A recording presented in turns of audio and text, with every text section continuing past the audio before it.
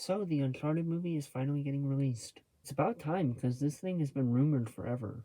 So, I sensed there was a little bit of development problems.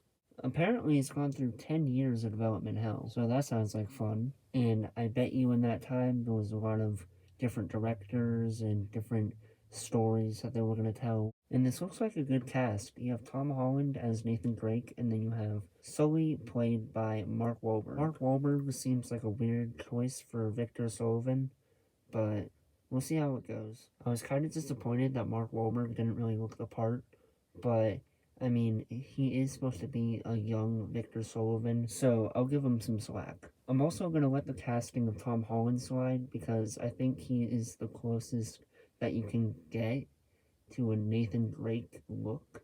A young Nathan Drake, that is. That's what intrigues me about this movie. Nathan Drake and Victor Sullivan are both very young in this movie. So I wonder if this will go through both the origin story for Victor Sullivan and Nathan Drake in this movie.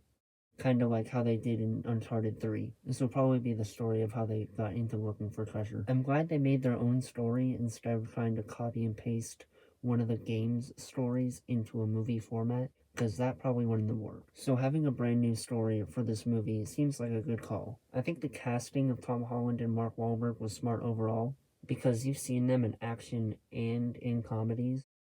So to have something like Uncharted, which is an action adventure, plus a little bit of comedy for good measure, that's a good idea to get actors that can fit those roles. I'm overall pretty excited for this movie because I feel like this could actually be a good video game movie for once, because it does have a pretty good cast that can carry the movie, and it seems like they're being very faithful to the original Uncharted games. So as long as there's not like a glaring flaw that I'm just not seeing from the trailers, this will be a good movie.